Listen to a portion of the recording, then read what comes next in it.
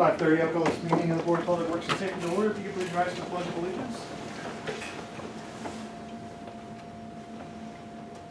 I pledge Allegiance to the flag of the United States of America and to the republic for which it stands, one nation under God, indivisible, with liberty and justice for all. Thank you. Proceed next to roll call, please, Treasurer Aldridge. Carol Fraser, present. David Bradshaw. Move next to the minutes of the November 5th meeting, which are all on the agenda. Any additions, subtractions, deletions, or amendments to be made to this set of minutes?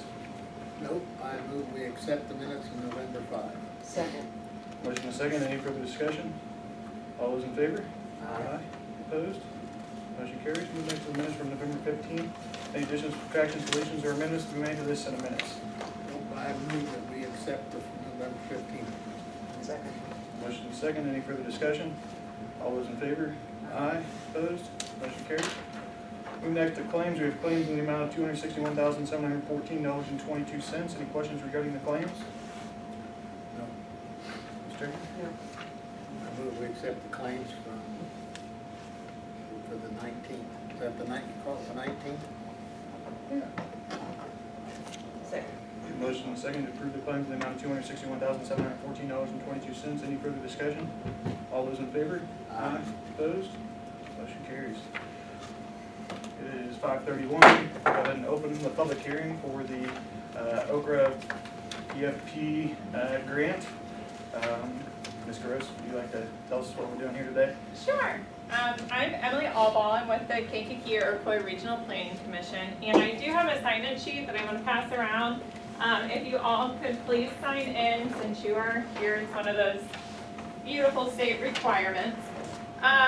The city is applying for a public facilities program grant, and it is going to be for ADA accessibility improvements to City Hall. We're going to be installing an elevator and ADA accessible restrooms on the second floor.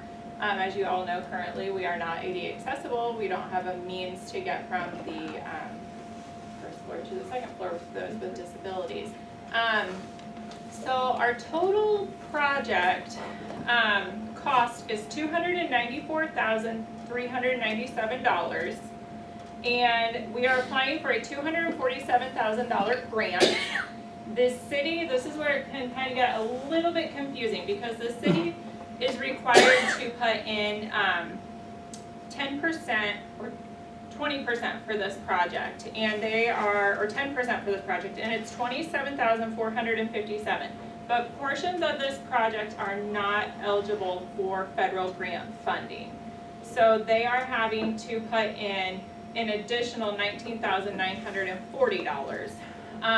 Because some of the work that we are doing is also going to be in regards to code compliance. So we will be adding on a secondary set of egress stairs to make it so that if there were an emergency, a fire, or anything, it would give us 2 sets of stairways to get down. And the area of refuge, which will be basically right when you come up on the top of the stairs, there will be a landing right there.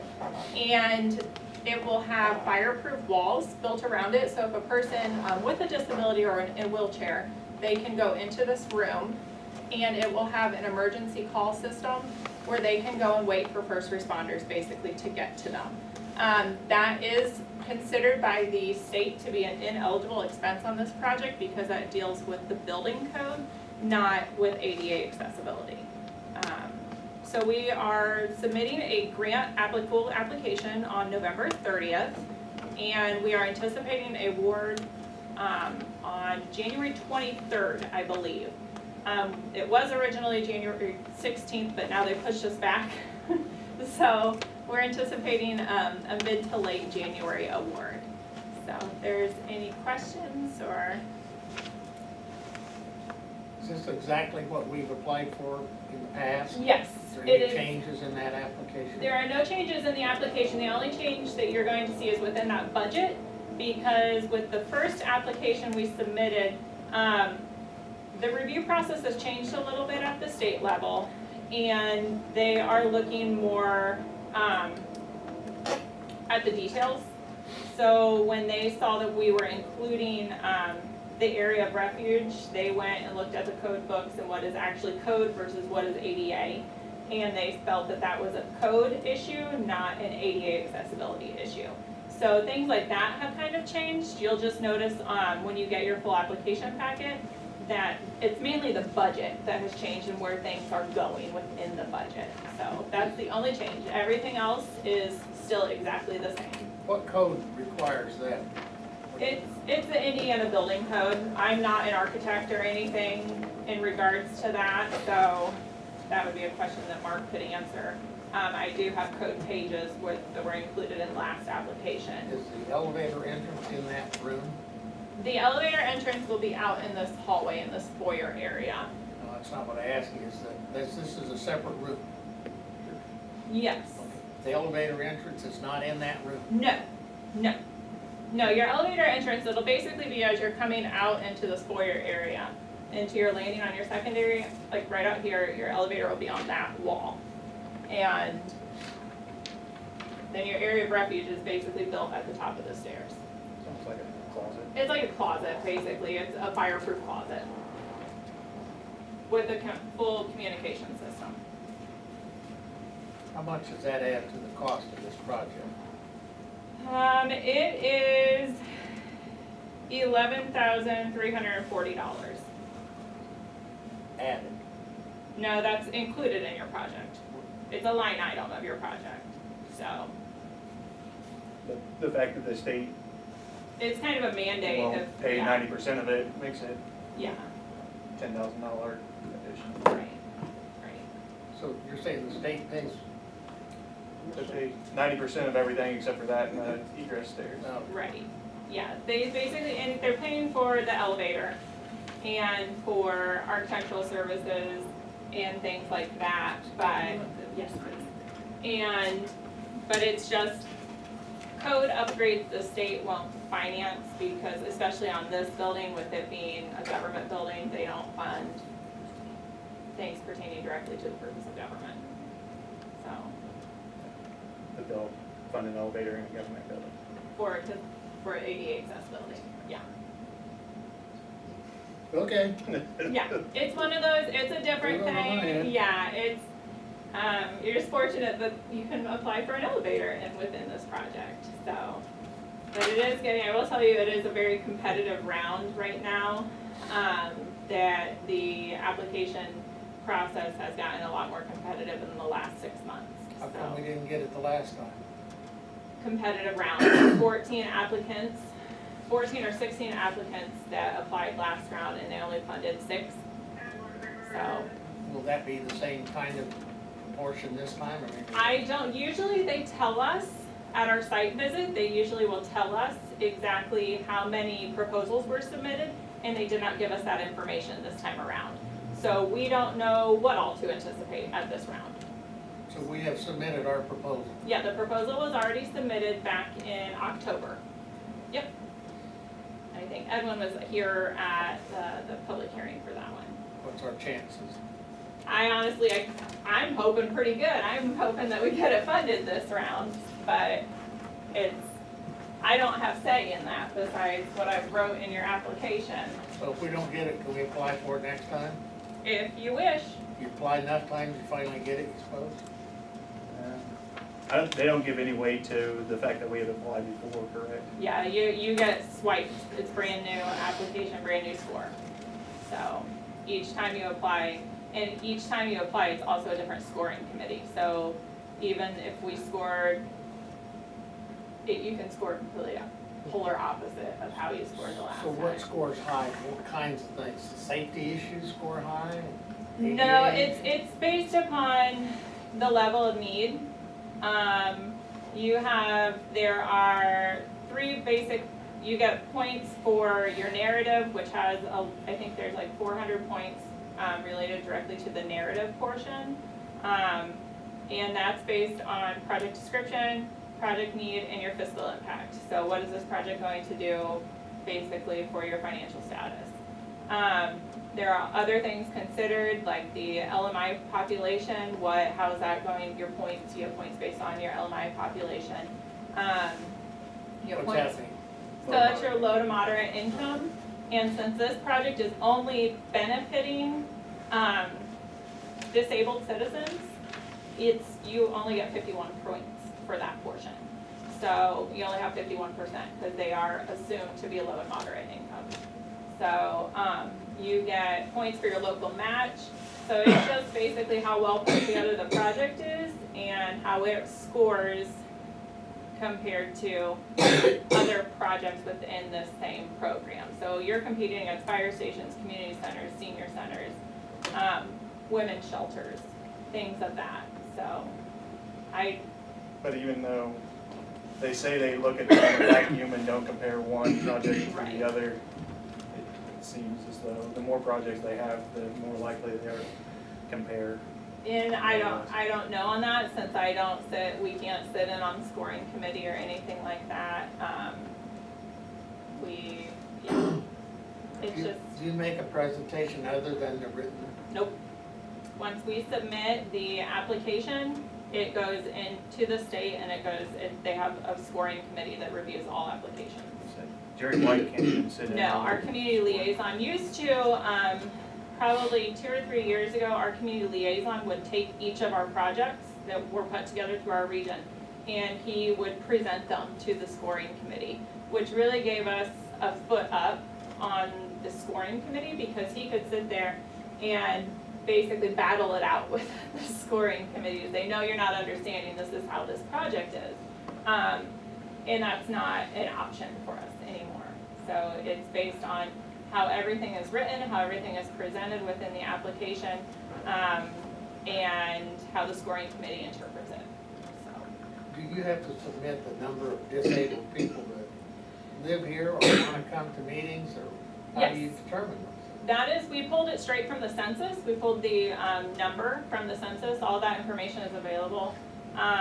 So we take that, and then we take just information based on how many times we've had to move meetings, and I put in council minutes and things of that show where we've had to move meetings, and just what information that Shane and I pulled together. So that's basically, I mean, we've got a great application, I feel, and it's currently out for review right now with Jerry, so. So we'll know something in January. January, yep.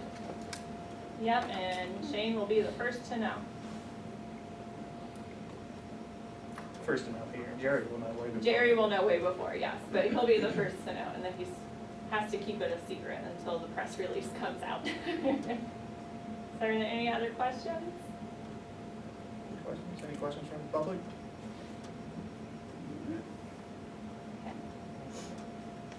What do you need from us today? Just the public hearing? Will you be in contact with Mark or Mackenzie to get those two I sheets? can, yes. Okay. Do you We've want got me- everything signed except for that, correct? Except for those two sheets, yeah, I'll need Mackenzie to sign, and I have them, Leanne, give me your originals, do you want those back? Will you get them? Yeah, that's fine. Okay. When do you need those by? I would like them by Monday. Okay. That's what they print out, sign. So Mark just needs to sign, and then this is Mackenzie and Mark. Okay. Okay. And shoot Mark an email, because I'm having some difficulty getting in May contact. just stop by his house tomorrow. Okay, that sounds great. All right. Anything else for the public hearing? Nope, that's it. Any other public comment, board comment, treasurer comment? It is 5:43, close the public hearing. Thank you, Emily. Thank you. All right, we move next to rental price for community center. The board has the prices for some community centers and surrounding communities, as well as a memo. The community center committee met Thursday night. Tiffany Township Board was there as well. They made a recommendation of a rate of $75 for 4 hours or $150 for the entire day. I know we had discussed Thursday about $40 an hour with a 3-hour minimum. So we're getting closer. Thought we could have discussion from the board and open it up to the public. So I'm trying to figure out We've got rental prices for other city properties. So Riley Park Cabin is $50 and a $100 deposit. And then the 3 shelters, the gazebo, Riley Park Shelter, and City Park Shelter, are all $25 plus a $50 deposit, as well as the Trailhead Shelters, $25 plus a $50 deposit. Then we have to do 7% sales tax on this, just on the rental rate, the deposit rate. So it doesn't matter how many hours they have it, it's just a flat rate? For those, correct.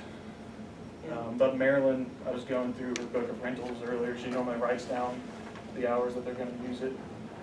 So Riley Park, there were some that were from 6:30 PM to 8 PM, there were some that were from 9 AM to 5 PM, there's. Well, I don't think any of your shelters, though, should even be considered. They're not they don't even, have, they have kitchens in them? nothing. That's what they are, a shelter. So they're not even a contained building. The only thing that would have to be comparable to the community center is the cabin, the Riley cabin. And it isn't near as nice, but it's a contained building and it has a kitchen in it. So but your shelters and your park, your open pavilions, whatever you pay for that, and it is cheaper, it's $26 or $25 plus tax, it's entirely different. So what did they come back and say? The recommendation was $75 for a 4-hour block or $150 for the entire day.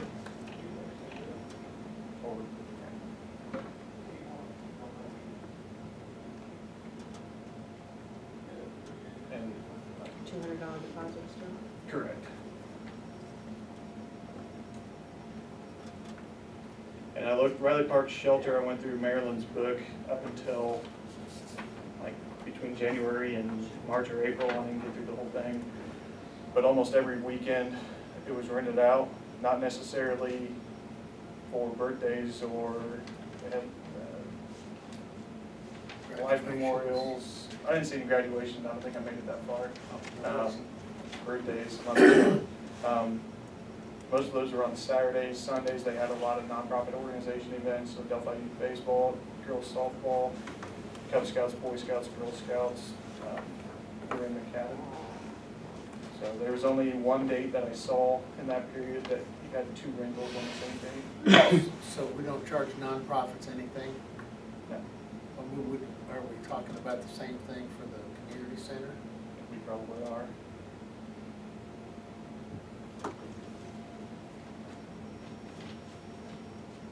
I think it's a little light, but, the 2-tiered thing, if they say $75 for, how much for 4-hour block. 4 hours? What if they stay 6 hours? Is there some way to police that, or somebody gonna know that, or? It depends on what day it is, but not necessarily knowing what time they get out. And who's gonna be the administrator of this, who will, The city, who? Maryland, Maryland's? Okay. will Okay, do the rentals. and who, But if there's a problem, it'll come back to Brenda, technically, probably she'd be the one to correct the problem. Now, if it's on a weekend and we have a guy out doing bathrooms or the Riley Park cabin, then they can go up and check the community center. For rentals on evenings throughout the week, it would be Brenda that would know whether or not they left it a mess. I don't have a problem with that. I mean, I think that's a bargain, I think, 4 hours for such a nice place. But if that's what they recommend, I understand what you're saying, Dick, but if one of our purposes was to provide a community building that our people could afford to use and would utilize, we're not doing it. Because everyone that has called the community center has said, the minute they hear the price, it's too high. Everyone that has called Maryland and has heard the price has said, never mind, well, we're cutting the price from $200 to $75, aren't we? for half a day. Question is, will we get anybody to rent the Riley Park cabin if for $25 more, you can get the community center, which is a nice, much nicer building. Oh, I think so. So you think 75 is too high? 4 hours. I don't know. All right, Chad. What was the discussion like, Mike? You were there? Well, in the meeting we had, we discussed the 4 hour of $75, what we discussed. Also, we discussed an all day at, I thought it was 125, Meredith says 150, which could be that I misunderstood it too. I think both were discussed.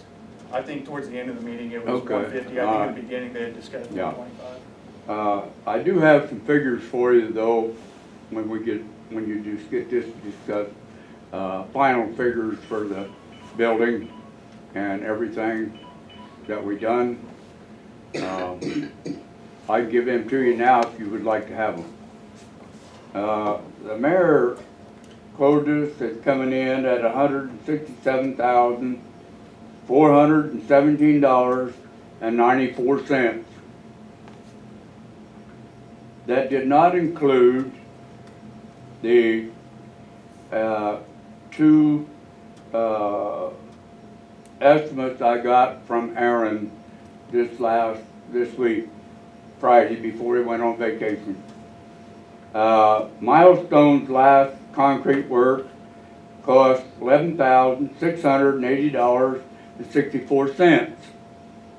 I asked Aaron what he'd be comfortable with the hourly wage and everything, for what basically it would cost for him to do and spend the time that they spent at the building.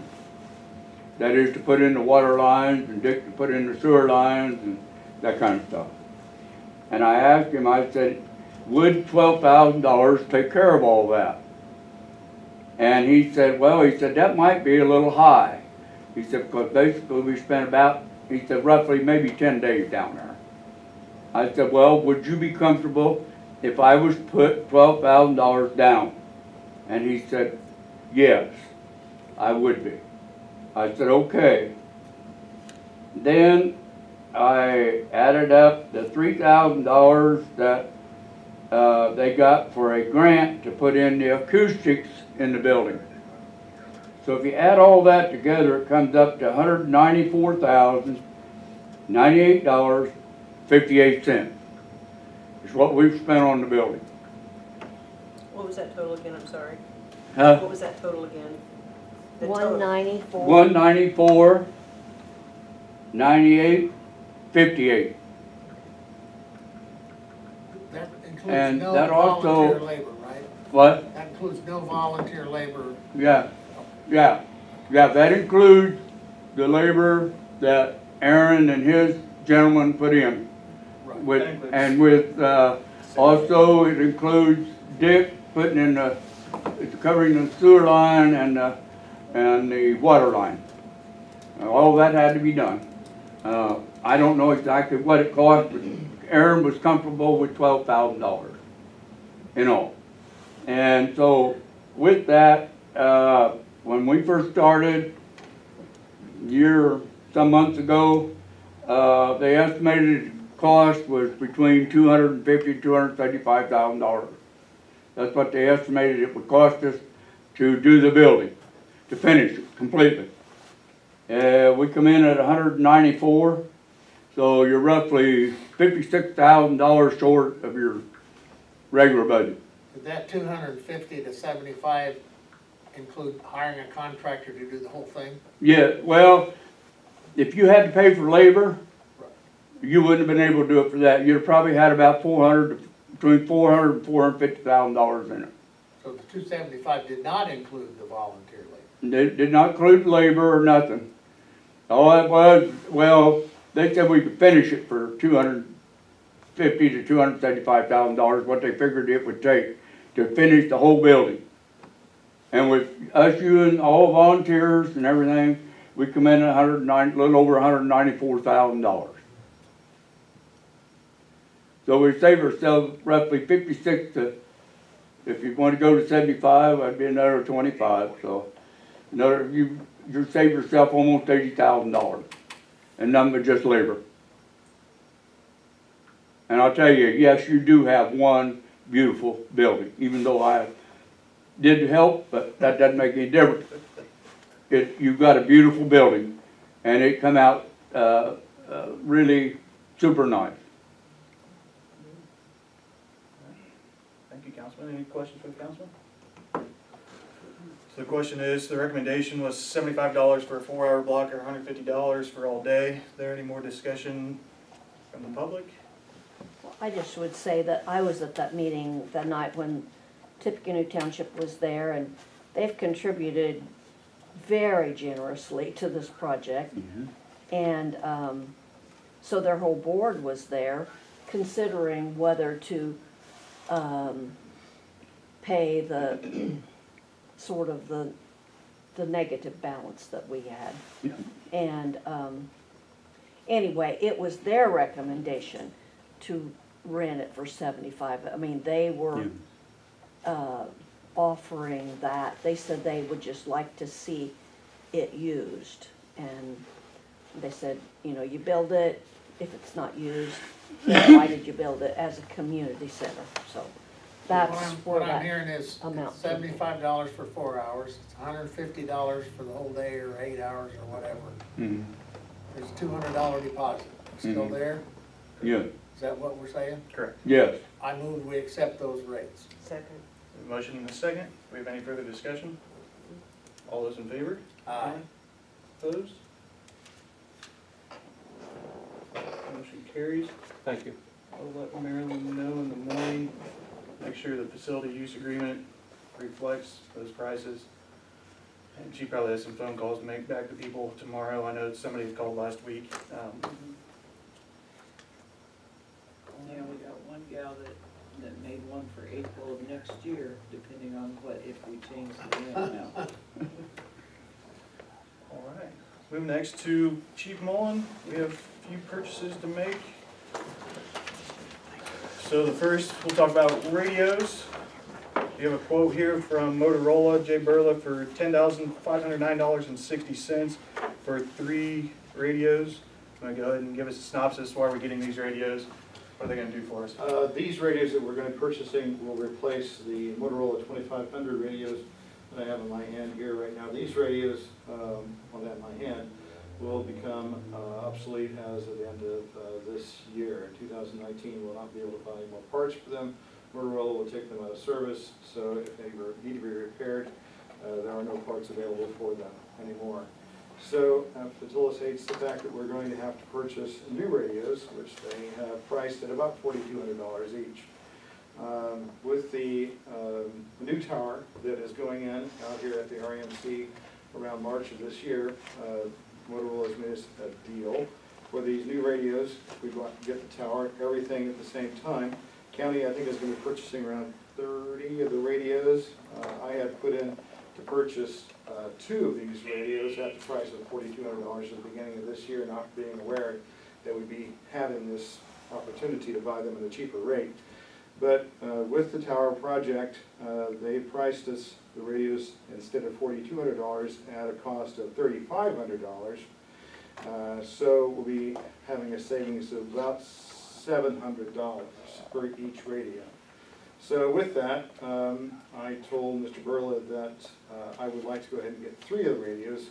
I have in my budget enough money to be able to buy 3 of the radios at this point, at that price, and I need about maybe $500 in that line item that I would have to make that purchase. And I talked with Leanne about that, and I think we can shuffle about $500 around in my account to be able to make that purchase. Now, I would also like to go back and ask Mr. Burla to price me a 4th radio in this same purchase within the time frame to be able to get this price, so that I can take the money that the council has given me for next year's budget and loop it into this.